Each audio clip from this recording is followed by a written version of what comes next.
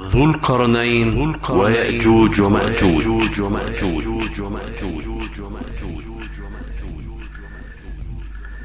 ذهب ذو القرنين إلى المغرب غازيا فاتحا محاربا مجاهدا، لا يصادف في طريقه طريقا وعرة إلا سلكها، ولا عاليا إلا ظهره، ولا عدوا إلا كسر سلاحه وقص جناحه، ولا يبالي في الجهاد الحر ولا القر ولا السهل ولا الوعر، إذ كان الله قد مكن له في أرضه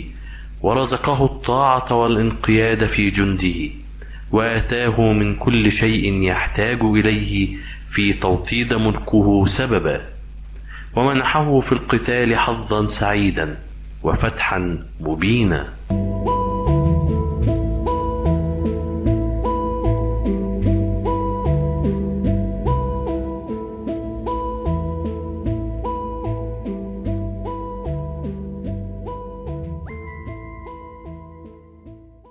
وما زال في طريقه يسير ويسري حتى انتهى إلى عين اختلط ماؤها وطينها، فتراءى له أن الشمس تغرب فيها وتختفي وراءها، وظن أنه ليس وراء هذه العين مكانا للغزو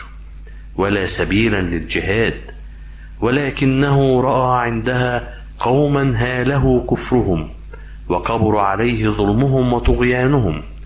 إذ كانوا قد عتوا في الأرض وأكثروا الفساد وسفكوا الدماء استجابة للشيطان وجريا وراء نوازع النفوس.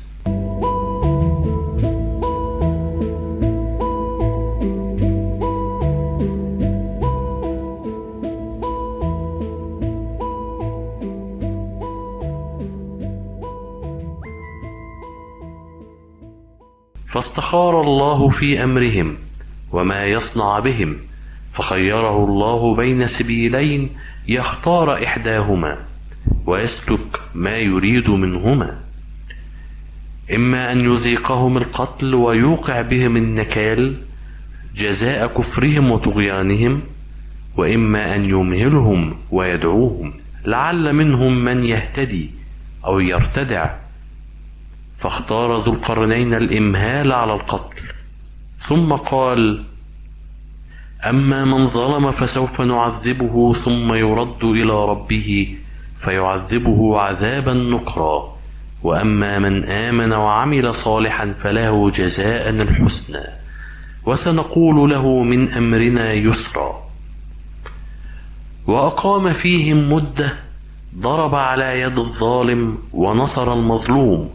وأخذ بيد الضعيف، وأقام عمود العدل ونشر لواء الإصلاح،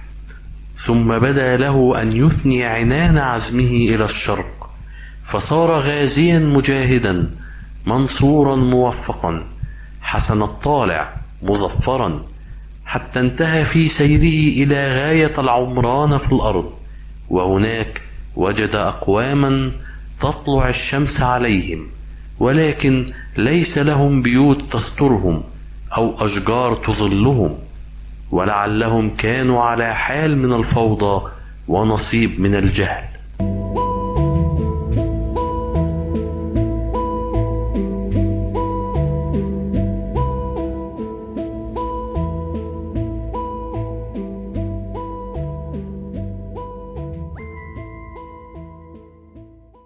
فبسط على بلادهم لواء حكمه، وأضاء عليهم بنور علمه ورأيه، وخلفهم إلى الشمال غازيا مجاهدا مظفرا منصورا، حتى انتهى إلى بلاد بين جبلين يسكنها أقوام لا تكاد تعرف لغاتهم أو يفهم في الحديث مرماهم، ولكنهم قد جاوروا يأجوج ومأجوج، وهم قوم في الأرض مفسدون، وأوزاع من الخلق ضالون ومضلون. وما إن رأوا ذو القرنين ملكا قوي البأس شديد المراس واسع السلطان كثير الأعوان، حتى فزعوا إليه أن يقيم سدا بينهم وبين جيرانهم يفصل بلادهم ويحول دون عدوانهم، إذ كان يأجوج ومأجوج قوما قد ركب الشر في نفوسهم جبلة، وامتزج الفساد بين جوانبهم خلقة، والنصح محال أن ينفعهم، وشرطوا على أنفسهم نولا يدفعونه إليه، وأموالا يضعونها بين يديه.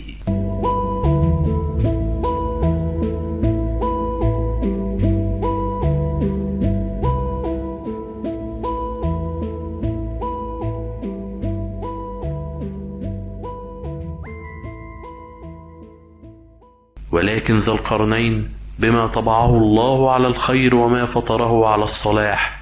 وما أعطاه الله من كنوز الأرض وخيراتها، أجابهم إلى سؤالهم ورد عطاءهم، وقال لهم: ما مكني فيه ربي خير. ثم طلب إليهم أن يعينوه على ما يفعل ويساعدوه على ما يصنع، فحشدوا له الحديد والنحاس والخشب والفحم، فوضع بين الجبلين قطع الحديد وحاطها بالفحم والخشب، ثم أوقد النار وأفرغ عليه ذائب النحاس، واستوى كل ذلك بين الجبلين سدا منيعا قائما، ما استطاعت يأجوج ومأجوج أن تظهره أو تنقبه، وأراح الله منهم شعبا كان يشكو من أذاهم ويألم من عدوانهم. أما ذو القرنين فإنه لما رأى السد منيعا حصينا هتف من قرارة نفسه قائلا: هذا رحمة من ربي، فإذا جاء وعد ربي جعله دكاء، وكان وعد ربي حقا. اللهم علمنا ما ينفعنا، وانفعنا بما علمتنا، وزدنا علما. رزقنا الله وإياكم الإخلاص في القول والعمل. والسلام عليكم ورحمة الله وبركاته.